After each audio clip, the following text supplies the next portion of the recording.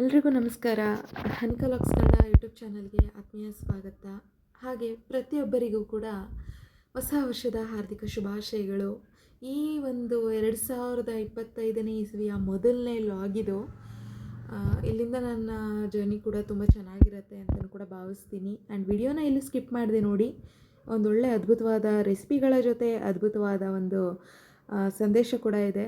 So ಇವತ್ತಿಗೆ ನಾನು ಬೆಳಗ್ಗೆನೇ ಹಾಟ್ ವಾಟರ್ನ ಕುಡಿದು ನನ್ನ ಡೇನ ಸ್ಟಾರ್ಟ್ ಮಾಡಿಕೊಂಡೆ. ಸೊ ಸ್ಟಾರ್ಟ್ ಮಾಡಿ ಅದಾಗೆ ಬ್ರೇಕ್ಫಾಸ್ಟ್ಗೂ ಕೂಡ ನಾನು ರೆಡಿ ಮಾಡ್ಕೋಬೇಕಂತೇಳಿ ಕ್ಯಾರೆಟು, ಹಸಿಮೆಣ್ಸಿನ್ಕಾಯಿ, ಸಬ್ಸಿಗೆ ಸೊಪ್ಪು, ಹಾಗೆ ಈರುಳ್ಳಿ, ಹಾಗೆ ಸಣ್ಣಗೆ ಕೋಸು ಎಲ್ಲವನ್ನು ಸಣ್ಣದಾಗಿ ಈ ರೀತಿ ಸ್ಲೈಸ್ ಮಾಡಿ ಸೇರಿಸ್ಕೊಳ್ತಾ ಇದ್ದೀನಿ. ಸ್ವಲ್ಪ ಡಯಟ್ ಮೇಂಟೆನೆನ್ಸಲ್ಲೂ ಇದ್ದೀವಿ. ಯಾವುದೇ ರೀತಿ ಹೆಲ್ತಿ ಫುಡ್ಡನ್ನು ತೊಗೋಬೇಕು ಅಂತೇಳಿ ಅಷ್ಟೇ ಹೊರತು ಡಯಟ್ ಮಾಡಿ ಸಣ್ಣ ಆಗಬೇಕು ಅಥವಾ ಇನ್ನೊಂದು ಮತ್ತೊಂದು ಆ ಥರ ಏನಿಲ್ಲ. ಆರೋಗ್ಯಕರವಾದ ಟಿಫನ್ಸ್, ಬ್ರೇಕ್ಫಾಸ್ಟ್ ಮಾತ್ರ ಅಷ್ಟೊಂದು ಆರೋಗ್ಯಕರವಾಗಿರಬೇಕು ಅಂತ ಹಾರೈಸ್ತಾ ಇದ್ದೀನಿ. ಸೊ ಅದಷ್ಟು ಮಿಕ್ಸಪ್ ಮಾಡಿಕೊಂಡು 2 ಟೇಬಲ್ ಸ್ಪೂನ್ ಅಚ್ಚಕಾರದ ಪುಡಿ, ಹಾಗೆ 2ರಿಂದ 3 ಟೇಬಲ್ ಸ್ಪೂನು ಕಡಲೆ ಹಿಟ್ಟಿನ ಪುಡಿ, ಅಂದರೆ ಬಜ್ಜಿಗೆ ಯೂಸ್ ಮಾಡ್ತೀವಲ್ಲ ಅದು. ಸೊ ಅಷ್ಟನ್ನು ನೀಟಾಗಿ ಮಿಕ್ಸ್ ಮಾಡ್ಕೊಳ್ಳೋಣ. ಈಗ ಇದಕ್ಕೆ ಸ್ವಲ್ಪ ಉಪ್ಪನ್ನು ಕೂಡ ಸೇರಿಸ್ಕೊಳ್ಳೋಣ, ರುಚಿಗೆ ಎಷ್ಟು ಬೇಕೋ ಅಷ್ಟನ್ನು. ಈಗ ಅದು ನೀರು ಬಿಟ್ಕೊಳ್ಳೋಕೆ ಸ್ಟಾರ್ಟ್ ಆಗುತ್ತೆ. ಎಲೆಕೋಸು ಸಣ್ಣದಾಗಿ ಹಚ್ಕೊಂಡಿದ್ದೀವಲ್ವ ಅದು, ಹಾಗೆ ಈರುಳ್ಳಿ ಎರಡೂ ಸೇರಿ ನೀರು ಬಿಟ್ಕೊಳ್ಳೋಕೆ ಸ್ಟಾರ್ಟ್ ಆಗುತ್ತೆ. ಹಾಗಾಗಿ ನೀರಿನ ಕ್ವಾಂಟಿಟಿನ ಕಡಿಮೆನೇ ಹಾಕ್ಕೊಳ್ಳಿ. ಇದು ನಾವು ಮಿಕ್ಸ್ ಮಾಡಿ ಒಂದು 5 ಮಿನಿಟ್ಸ್ ಆದಮೇಲೆ ತುಂಬ ನೀರು ಬಿಟ್ಕೊಳ್ಳೋ ಚಾನ್ಸಸ್ ಇರುತ್ತೆ. ಅದಕ್ಕೆ ಈಗಲೇ ಲೈಟಾಗಿ ಹಾಕ್ಕೊಂಡ್ರೆ ಕರೆಕ್ಟ್ ಕನ್ಸಿಸ್ಟೆನ್ಸಿಗೆ ಒಂದು 5 ಮಿನಿಟ್ಸ್ ಆದಮೇಲೆ ಬರುತ್ತೆ. ಸೊ ನೋಡಿ, ಈಗ ನಾನು ಅದನ್ನು ನೀಟಾಗಿ ಮಿಕ್ಸ್ ಮಾಡ್ಕೊಂಡಿದ್ದೀನಿ. ಮಿಕ್ಸ್ ಮಾಡಿಕೊಂಡು ಒಂದು 5 ಮಿನಿಟ್ಸ್ ಆದಮೇಲೆ ನಾನೀಗ ಫ್ರೈ ಪ್ಯಾನ್ನ ತೊಗೊಂಡು ಈ ರೀತಿ ಆಯಿಲನ್ನು ಹಾಕ್ಕೊಂಡು ಚೆನ್ನಾಗಿ ಅದನ್ನು ಏನು ನಾನು ಮಿಕ್ಸ್ ಮಾಡ್ಕೊಂಡಿರುವಂಥ ಇದೆಯಲ್ಲ ಆ ಮಿಕ್ಸ್ಡ್ ಇದನ್ನು ಇಲ್ಲಿಗೆ ಸೇರಿಸ್ಕೊಳ್ತೀನಿ ಸ್ಪೂನ್ ಬೈ ಸ್ಪೂನು. ಇದು ಆರೋಗ್ಯಕ್ಕೆ ತುಂಬ ಒಳ್ಳೆಯದು. ಎಷ್ಟು ಒಳ್ಳೆಯದು ಅಂದರೆ ಅಷ್ಟು ಒಳ್ಳೆಯದು. ಒಳ್ಳೆ ಪ್ರೋಟೀನ್ಸ್ ಇರುತ್ತೆ. ನೀವೇನಾದರೂ ನಾನ್ ವೆಜಿಟೇರಿಯನ್ಸ್ ಇದ್ದೀರಾ ಅಂತ ಅಂದರೆ ಎಗ್ ಕೂಡ ಇಲ್ಲಿ ಆ್ಯಡ್ ಮಾಡ್ಕೊಳ್ಳಿ. ಇದ್ರ ಜೊತೆಗೆ ಸೂಪರ್ ಟೇಸ್ಟಾಗಿ ಇನ್ನೂ ಹೈ ಪ್ರೋಟೀನ್ ಆಗಿ ಇದು ಸಿಗುತ್ತೆ ನಿಮಗೆ. ನಾನಿಲ್ಲಿ ಎಗ್ನ ಮಿಕ್ಸ್ ಮಾಡಿಲ್ಲ. ನೀವೇನಾದರೂ ನಾನ್ ವೆಜಿಟೇರಿಯನ್ ಇದ್ದರೆ ಎಗ್ನ ಮಿಕ್ಸ್ ಮಾಡ್ಕೊಳ್ಳಿ, ಒಳ್ಳೆ ಪ್ರೋಟೀನ್ ಮಿಕ್ಸ್ ಆಗುತ್ತೆ. ಓಕೆನಾ? ಈಗ ನಾವು ತಿಂತಿರೋದೇ ಹೈ ಪ್ರೋಟೀನು, ಅದ್ರ ಜೊತೆಗೆ ಅದು ಕೂಡ ಆಗುತ್ತೆ, ಒಳ್ಳೆ ಚೆನ್ನಾಗಿರುತ್ತೆ. ಸೊ ನೋಡಿ, ಈಗ ನಾನೀಗ ಇದನ್ನು ಈ ಥರ ಹಾಕ್ಕೊಂಡಿದ್ದೀನಿ. ನಾರ್ಮಲ್ ತವಾದಲ್ಲೂ ಇದನ್ನು ಮಾಡ್ಕೋಬೋದು, ದೋಸೆ ಥರನೇ ಹಾಕ್ಕೊಂಡು. ನನಗಿದು ಕಂಫರ್ಟಬಲ್ ಈಸಿ ಅನ್ನಿಸ್ತು, ಹಾಗಾಗಿ ನಾನು ಈ ಪ್ಯಾನ್ನ ಯೂಸ್ ಮಾಡಿದ್ದೀನಿ. ನನಗೆ ಮಾತ್ರ ಎಳ್ಳನ್ನು ಯೂಸ್ ಮಾಡ್ಕೋತಾ ಇದ್ದೀನಿ. ಹಸ್ಬೆಂಡ್ಗೆ ಎಳ್ಳು ಹಾಕಲ್ಲ, ನಾನು ಮಾತ್ರ ಎಳ್ಳನ್ನು ಹಾಕ್ಕೊಂಡು ಸರ್ವ್ ಮಾಡ್ಕೋತೀನಿ. ಹಾಗಾಗಿ ಸ್ವಲ್ಪ ಕಪ್ಪು ಎಳ್ಳನ್ನು ಕೂಡ ನಾನಿಲ್ಲಿ ಸೇರಿಸ್ಕೊಂಡಿದ್ದೀನಿ. ನೋಡಿ, ಈ ಥರ ನಾನು ಅದನ್ನು ಉಲ್ಟಾ ಮಾಡ್ಕೊಳ್ತಾ ಇದ್ದೀನಿ. ತುಂಬ ಹೈ ಫ್ಲೇಮಲ್ಲಿ ಬೇಡ, ಸುಟ್ಟೋಗ್ಬಿಡತ್ತೆ. ಲೋ ಫ್ಲೇಮಲ್ಲೇ ಇದನ್ನು ನೀಟಾಗಿ ಫ್ರೈ ಮಾಡ್ಕೊಳ್ಳಿ. ಚೆನ್ನಾಗಿ ಈಸಿಯಾಗಿ ತುಂಬಾ ಚೆನ್ನಾಗಿ ಬರುತ್ತೆ. ನನಗಂತೂ ತುಂಬ ಇಷ್ಟವಾದ ರೆಸಿಪಿ ಇದು. ಹೀಗೆ ಸ್ವಲ್ಪ ಡಿಫ್ರೆಂಟಾಗಿ ಆಗಾಗ ಏನೇನಾದರೂ ಟ್ರೈ ಮಾಡ್ತಿರ್ತೀನಿ ನಾನು. ಹೆಲ್ದಿ ರೆಸಿಪೀಸ್ ಅಂದರೆ ನಂಗೆ ತುಂಬ ಇಷ್ಟ. ಹಾಗೆ ವಿಡಿಯೋ ನೋಡ್ತಿರೋರು ಎಲ್ರಿಗೂ ಥ್ಯಾಂಕ್ ಯು ಸೋ ಮಚ್. ಹಾಗೆ ಇನ್ನೊಂದು ಮಾತು ಹೇಳೋಕ್ಕೆ ಇಷ್ಟಪಡ್ತೀನಿ. ನನ್ನ ವೀಡಿಯೋಸ್ ನಿಮಗೇನಾದರೂ ಇಷ್ಟ ಆಗ್ತಾ ಇದೆ ಅಂತಂದರೆ ದಯವಿಟ್ಟು ವಿಡಿಯೋಗೊಂದು ಲೈಕ್ ಕೊಡಿ, ಹಾಗೆ ಶೇರ್ ಮಾಡಿ ನಿಮ್ಮ ಫ್ರೆಂಡ್ಸು ಫ್ಯಾಮಿಲಿಗೆಲ್ಲ. ಆ್ಯಂಡ್ ಹೇಗಿತ್ತು ಅನುಭವನ ಕಮೆಂಟ್ ಬಾಕ್ಸಲ್ಲಿ ಹೇಳೋದನ್ನು ಮರಿಬೇಡಿ. ನೋಡಿ, ಇದಾಗಿತ್ತು. ಈಗ ನಾನು ನನ್ನ ಬ್ರೇಕ್ಫಾಸ್ಟ್ನ ಸ್ಟಾರ್ಟ್ ಮಾಡಿದ್ದೀನಿ. ಎಷ್ಟು ಕ್ರಿಸ್ಪಿಯಾಗಿ, ಎಷ್ಟು ಚೆನ್ನಾಗಿ ಸಾಫ್ಟಾಗಿ ನೋಡಿ, ಆ ಲೇಯರ್ಸ್ ಎಲ್ಲ ಎಷ್ಟು ಚೆನ್ನಾಗಿ ಬರ್ತಾ ಇದೆ. ಸೊ ನನ್ನ ಬ್ರೇಕ್ಫಾಸ್ಟ್ನ ನಾನು ಸ್ಟಾರ್ಟ್ ಮಾಡಿದ್ದೀನಿ. ಆ್ಯಂಡ್ ಅದಾದಮೇಲೆ ಸಂಜೆ ನಾನು ನನ್ನ ಲೈವ್ನ ಕಂಟಿನ್ಯೂ ಮಾಡಿದೆ, ಒಂದು 6:30 ಥರ. ನಮ್ಮ ಏರಿಯಾದಲ್ಲೇ ನನಗೆ ಗೊತ್ತಿಲ್ದಿರ ಒಂದು ಚಾಕ್ನ ಸೆಂಟರ್ ಓಪನ್ ಆಗಿತ್ತು. ನಿಜವಾಗ್ಲೂ ನಾನು ಚನ್ನಪಟ್ಟಣ ಚಾಕ್ನ ತಿಂದಿದ್ದೆ. ಅದಾದಮೇಲೆ ನಾನು ಎಲ್ಲೂ ಚಾಕ್ನ ಟ್ರೈ ಮಾಡಿರಲಿಲ್ಲ. ಸಿಗಲ್ಲ ಅಂತಲ್ಲ, ನಮ್ಮ ನಿಯರ್ ಎಲ್ಲೂ ಟ್ರೈ ಮಾಡಿರಲಿಲ್ಲ. ಸೊ ನಮ್ಮ ಏರಿಯಾದಲ್ಲೇ ಒಂದು ಚಾಕ್ನ ಸೆಂಟರ್ ಓಪನ್ ಆಗಿತ್ತು. ಚಿಕ್ಕಮ್ಮದೇವಿ ಚಾಕ್ನ ಸೆಂಟರ್ ಅಂತ ಏನೋ ನೇಮಿತ್ತು. ನನಗೆ ಸರಿಯಾಗಿ ಕಂಫರ್ಟಬಲ್ ಆಗಿ ಶೂಟ್ ಮಾಡ್ಕೊಳ್ಳೋಕ್ಕಾಗಲಿಲ್ಲ, ತುಂಬ ಜನ ಜೆಂಟ್ಸ್ ಇದ್ದರು. ಹಾಗಾಗಿ ನಾನು ಎಷ್ಟಾಗುತ್ತೋ ಅಷ್ಟು ಮಾತ್ರ ಟ್ರೈ ಮಾಡಿದೆ. ಈ ರೀತಿ ನಮ್ಗೆ ಯಾವ ಪಾರ್ಟ್ಸ್ ಬೇಕೋ ಆ ಪಾರ್ಟ್ಸ್ನ ಚೂಸ್ ಮಾಡಿ, ನಮಗೆ 1/4 kg ಬೇಕು ಅಂದರೆ, ಅರ್ಧ kg ಬೇಕು ಅಂದರೆ, ಅಥವಾ 1 kg ಬೇಕು ಅಂದರೆ ಈ ಥರ ಎಲ್ಲ ಕಟ್ ಮಾಡಿ ಈ ಥರ ಮಾಡಿಕೊಡ್ತಾರೆ. ತುಂಬಾ ಚೆನ್ನಾಗಿ, ತುಂಬಾ ಟೇಸ್ಟಿಯಾಗಿ ಮಾಡಿಕೊಟ್ರು.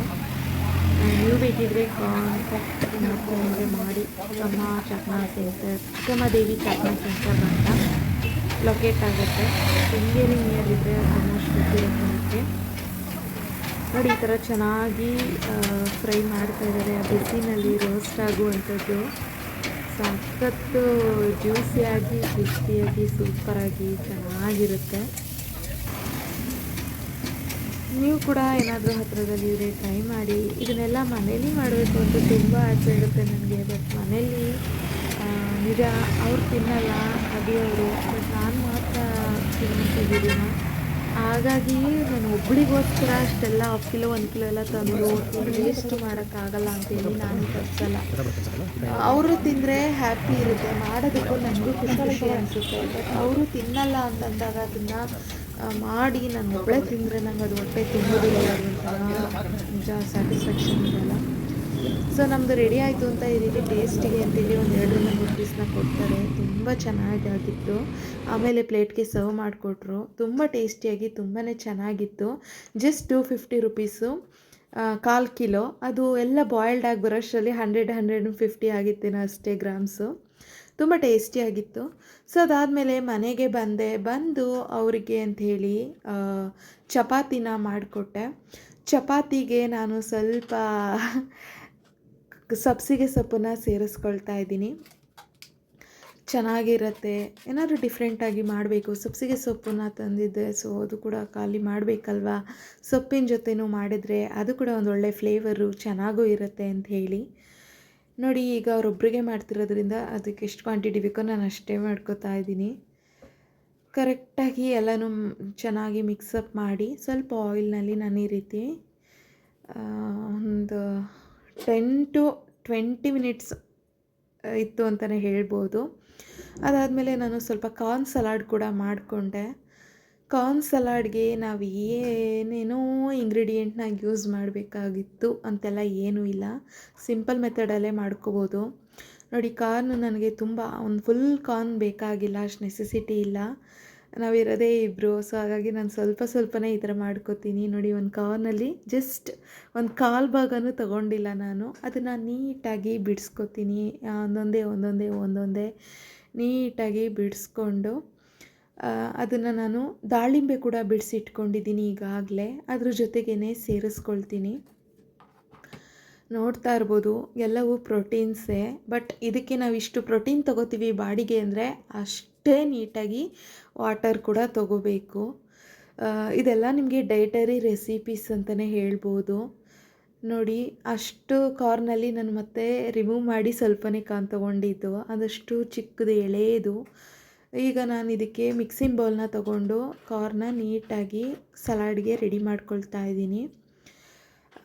ಅದಕ್ಕೂ ಮುಂಚೆನೇ ನಾನು ಇದನ್ನು ಉಪ್ಪು ಹಾಕೋಕ್ಕೆ ಮಾಡಿದ್ರೆ ಲಾಸ್ಟಿಗೆ ತಿನ್ನುವಾಗ ಸರ್ವ್ ಮಾಡ್ಕೋಬೇಕು ಅಂತ ಹಾಗೆ ಇಟ್ಕೊಂಡು ಲಾಸ್ಟಿಗೆ ನಾನು ಮಿಕ್ಸಪ್ ಮಾಡ್ಕೋತೀನಿ. ಅದಕ್ಕೂ ಮುಂಚೆ ಚಪಾತಿಗೆ ಟೊಮೆಟೊ ಗೊಜ್ಜು ಮಾಡ್ಕೊಳ್ಳೋಣ ಅಂತೇಳಿ ಟೊಮೆಟೊ ಗೊಜ್ಜಿಗೆ ಈರುಳ್ಳಿ, ಹಸಿಮೆಣಸಿನ್ಕಾಯಿ ಹಾಗೆ ಕ್ಯಾಪ್ಸಿಕಮು, ಟೊಮೆಟೊನು ಕೂಡ ನಾನಿಲ್ಲಿ ಸಣ್ಣದಾಗಿ ಕಟ್ ಮಾಡ್ಕೊಳ್ತಾ ಇದ್ದೀನಿ. ನಮಗೆ ಫ್ರೆಶ್ ತರಕಾರಿನ ತೊಗೊಂಡು ಅಲ್ಲೇ ತೊಳೆದು ಅಲ್ಲೇ ನೀಟಾಗಿ ರೀತಿ ಕಟ್ ಮಾಡಿಕೊಂಡು ನಾವೇ ಮಾಡ್ಕೊಂಡು ತಿನ್ನೋದ್ರಲ್ಲಿರೋ ಖುಷಿ ನಿಜವಾಗ್ಲೂ ಬೇರೆ ಎಲ್ಲೇ ಹೋಗಿ ನಾವು ಎಷ್ಟೇ ಪೇ ಮಾಡಿ ಎಷ್ಟು ಹೆಲ್ದಿಯಾಗಿ ಮಾಡಿಕೊಟ್ಟಿದ್ದಾರೆ ಅಂದರೂ ಕೂಡ ಸಿಗುವಂಥದ್ದಲ್ಲ. ಸೊ ನಾವೇ ಮಾಡಿ ನಾವೇ ತಿಂದು ನಮ್ಮ ಮನೆಯವ್ರಿಗೆ ನಾವೇ ಮಾಡಿಕೊಡೋದ್ರಲ್ಲಿ ತುಂಬ ಖುಷಿ ಇದೆ. ನಂಗೆ ನಿಜವಾಗ್ಲೂ ನಮ್ಮ ಹಸ್ಬೆಂಡ್ ವೆರೈಟಿಯಾಗಿ ಕೇಳ್ತಾರೆ, ಈ ಥರ 2-3 ಥರ ಇರಬೇಕು ನನಗೆ ಅಂತ.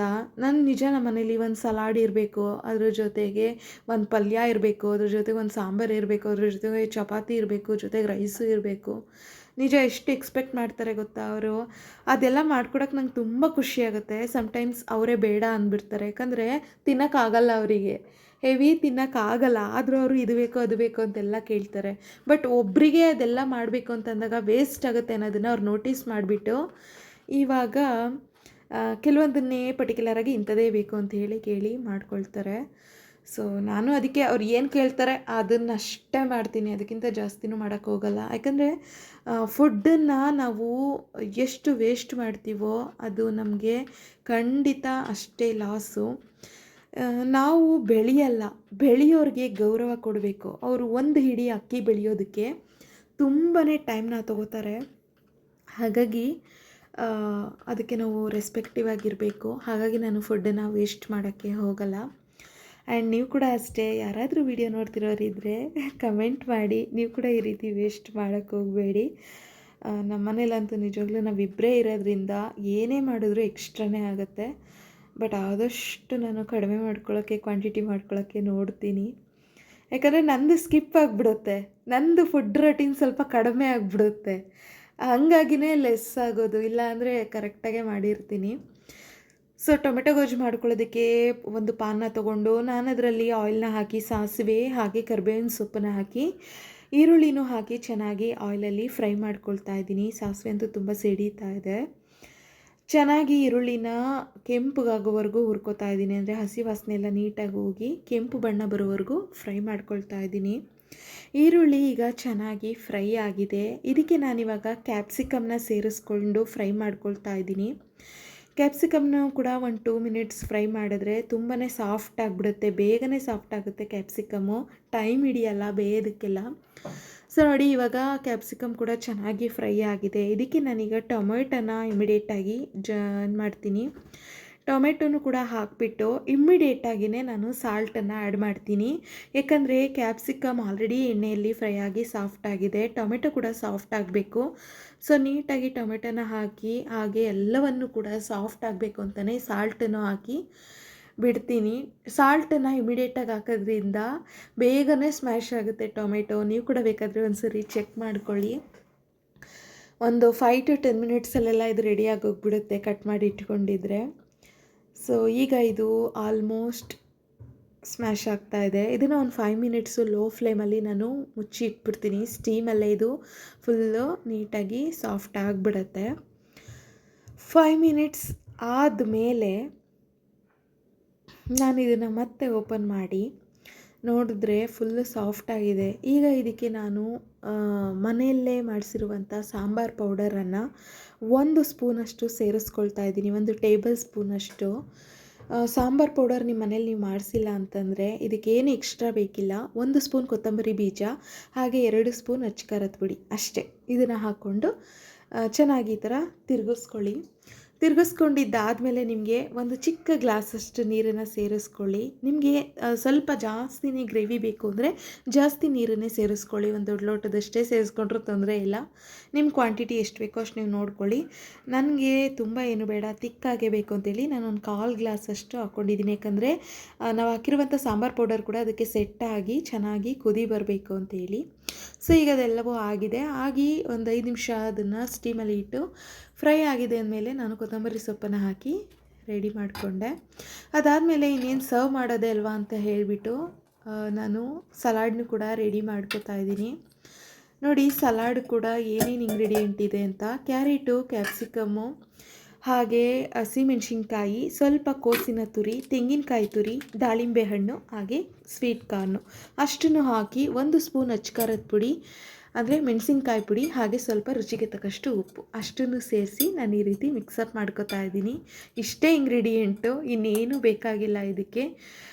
ಇದನ್ನು ಮಾರ್ನಿಂಗ್ ಬ್ರೇಕ್ಫಾಸ್ಟಾಗಿ ಕೂಡ ಯೂಸ್ ಮಾಡ್ಕೋಬೋದು. ಒಳ್ಳೆ ಹೈ ಪ್ರೋಟೀನ್ ರಿಚ್ ಇದೆ ಅದು. ಸೊ ಸಲಾಡ್ ಅಂತೂ ಮಿಕ್ಸ್ ಆಯಿತು. ನೆಕ್ಸ್ಟು ನಮಗಿರುವಂಥ ಕೆಲಸ ಚಪಾತಿನ ಈ ರೀತಿ ನಾನು ಮಿಕ್ಸ್ ಮಾಡ್ಕೊಳ್ತಾ ಇದ್ದೀನಿ, ಹಾಗೆ ನಾದ್ಕೊಳ್ತಾ ಇದ್ದೀನಿ. ಚಪಾತಿ ಸೊಪ್ಪೆಲ್ಲ ಹಾಕಿ ಮಾಡಿದ್ರೆ ತುಂಬ ಚೆನ್ನಾಗಿರುತ್ತೆ. ಬಟ್ ಇದಕ್ಕೆ ನಾವು ಎಷ್ಟು ಆಯಿಲ್ ಹಾಕ್ತೀವೋ ಅಷ್ಟು ಟೇಸ್ಟ್ ಬರುತ್ತೆ. ಬಟ್ ನಾವು ಡಯಟರಿ ಫುಡ್ನ ಮೇಂಟೈನ್ ಮಾಡ್ತಿರೋದ್ರಿಂದ healthy lifestyle, healthy food style ಅಂತೇಳಿ ಆಯಿಲ್ನ ಸ್ವಲ್ಪ ಯೂಸ್ ಮಾಡ್ತಾ ಇಲ್ಲ. ಹಾಗಾಗಿ ನಾವು ನಾರ್ಮಲಾಗೆ ಹಾಗೆ ಫ್ರೈ ಮಾಡ್ಕೊಳ್ತಾ ಇದ್ದೀವಿ. ನೀವು ಟ್ರೈ ಮಾಡಿದ್ರೆ ಸ್ವಲ್ಪ ತುಪ್ಪ ಅಥವಾ ಆಯಿಲ್ ಜೊತೆ ಟ್ರೈ ಮಾಡಿ, ಒಳ್ಳೆ ಟೇಸ್ಟಿಯಾಗಿ ಬರುತ್ತೆ. ನಾನು ನೋಡಿ ಈಗ ಅದೇ ಥರ ಒಂದು 2ರಿಂದ 3 ಚಪಾತಿನ ಅವರಿಗೆ ಮಾಡಿಕೊಡ್ತಾ ಇದ್ದೀನಿ. ತುಂಬ ಏನೂ ತಿನ್ನಲ್ಲ, 2 ಚಪಾತಿ ಮ್ಯಾಕ್ಸಿಮಮ್ 3ನೇದು ಅಷ್ಟೇ.